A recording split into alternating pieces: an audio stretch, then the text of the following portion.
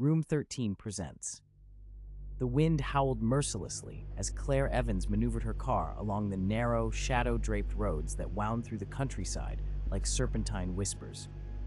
Flickering headlights fought against the encroaching night, illuminating patches of bracken and the occasional hunched silhouette of an ancient oak. The map on her phone had betrayed her hours ago, shutting off stubbornly amidst the isolated stretches of farmland, leaving her reliant on scant memory and instinct. The invitation had been peculiar, a handwritten letter sealed with wax, the address scrawled in elegant cursive. It was an invitation to an art exhibition, though no mention was made of a gallery name, just an enigmatic location, Heathcliff Manor.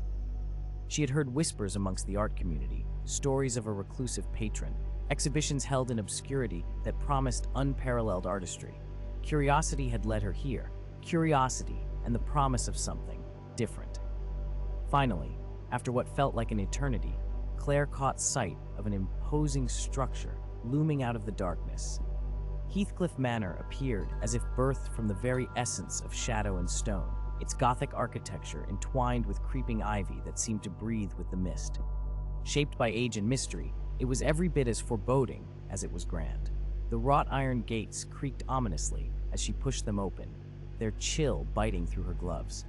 Inside, the interior betrayed nothing of the night's coldness. The warmth of the roaring fireplaces clashed with the harshness of shadow that clung to every corner and crevice. A butler, whose lined face spoke of decades spent in service, greeted her with a nod as he handed over a delicate half-mask of filigreed silver. "Miss Evans," he murmured, his voice like brittle parchment, "you will find your fellow guests in the East Gallery." With masks secured, Claire drifted into the manor, the sounds of a haunting cello resonating through its corridors. Her steps fell in rhythm with the distant music, every note plucking invisible strings deep within her consciousness. The gallery was an expansive room of black walnut and burning candelabras. The light that failed to reach the high, arched ceiling seemed absorbed by a darkness so thick it was almost tangible. A dozen or so figures drifted about, observing the myriad artworks displayed in traditional gilded frames. The paintings were unsettling in their beauty, each canvas capturing scenes that teetered on the brink of the surreal. A desolate landscape where the moon's reflection screamed from a still lake, a haunting portrait of a woman whose eyes seemed to follow you, pleading silently for release. As she stepped deeper into the room, Claire felt a prickling sensation, a whispering presence that seemed to linger just at the edge of awareness. The others drifted like shadows, their identities obscured by masks of varying designs that lent an air of anonymity and unease.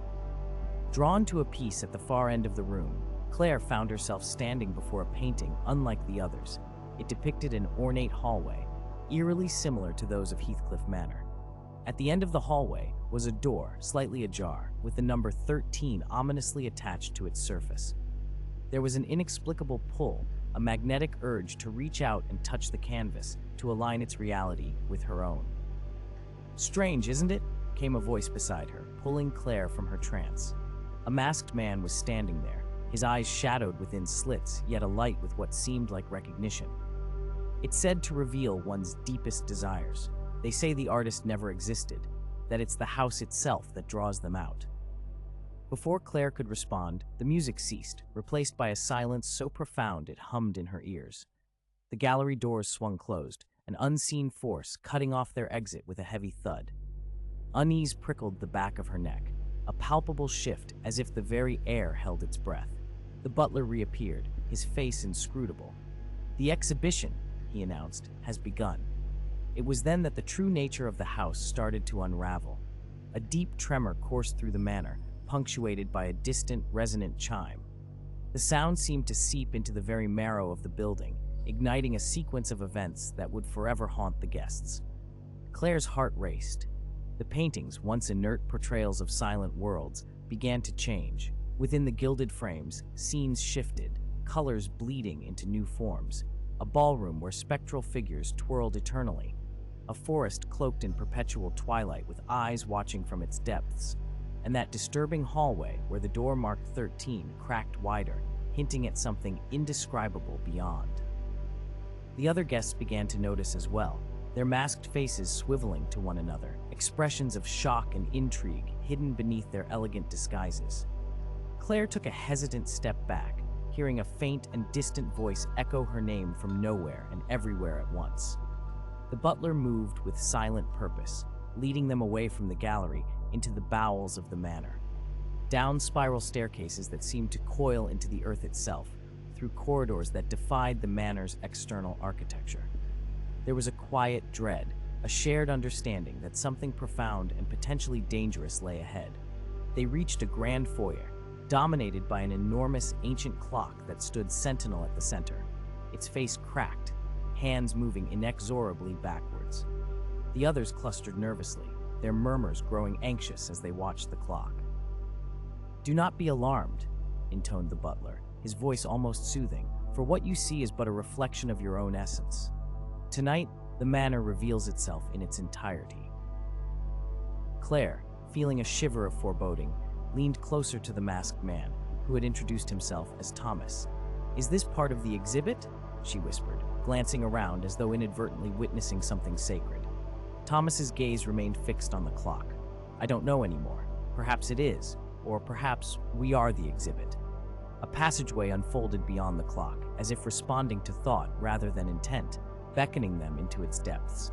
With no choice but to continue, they ventured forth, their footsteps echoing on stone floors that felt far older than the manor itself. Each painting, every sculpture and installation echoed an impossible knowledge, a chilling insight into the psyches of those who witnessed them.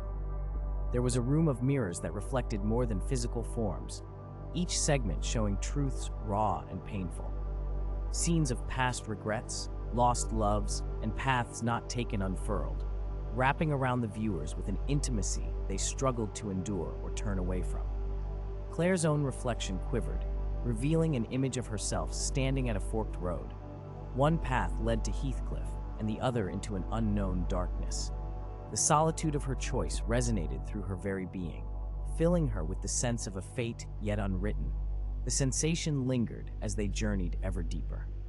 Their path eventually led them to a music room, its only source of sound a grand piano, playing a haunting piece, though no one touched its keys. The melody was ethereal, weaving through the room like a living entity, enveloping each listener in a cocoon of emotional resonance. Claire felt a tear slip down her cheek as memories she'd long since buried rose unbidden to the surface, a crescendo of forgotten sorrows. Beyond the music room lay another gallery, this one smaller, more secretive in nature. The artwork within was intimately crafted, the works of a single talent who'd intimately understood fear. Here, the portraits depicted those same corridors they walked, yet now the scenes were altered, manipulated by time and possibility. Shadowy figures watched them with eyes that glowed faintly, while others sought escape, through looming doorways. Finally, they came upon Room 13, the door ever eerie in its half-open invitation. Claire's pulse quickened with trepidation and a dangerous curiosity, for she already knew this was no ordinary place in the manor. Within the room was a space that defied dimensions, where logic fractured beneath surreal landscapes. Here, the heart of Heathcliff waited, a labyrinth of consciousness, teeming with lingering phantasms of the past, avatars representing fears and desires intertwined.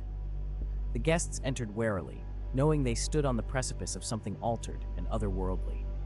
The room shifted around them, walls expanding and contracting as though the manor itself were breathing. Deeper into the room they moved, feeling time's grip loosen, replaced by the ebb and flow of possibility. Shadows lengthened and twisted as though cast by an unseen sun, and in the center of the room stood an easel with an unfinished canvas. As Claire and the others watched, a brush hung suspended above it, moving of its own volition. Streaks of crimson and indigo appeared on the surface, a portrait coming to life, each stroke dictated by the unfolding of their collective presence.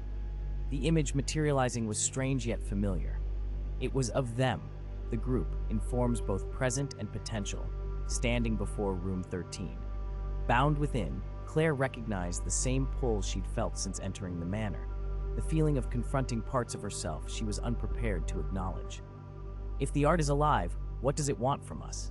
someone whispered, tremulous with awe and fear. The answer came not from words, but from understanding. acceptance, a reconciliation of what simmered beneath conscious thought. With dawning clarity, Claire understood that the manor, in all its haunting grandeur, desired reflection. It sought stories through those who entered its embrace, the entwining of reality with dream, light with shadow. In that moment, the door to Room 13 closed soundlessly behind them. The gallery of endless corridors, living artworks, and corridors of the ever-shifting manor seemed less about confinement, more about revelation. The experience lingered within them long after their departure, a vivid dream, delicately lodged between memory and imagination. As Claire drove away, her heart laden with the knowledge of what she both lost and gained, the lights of Heathcliff dimmed, receding into legend once more.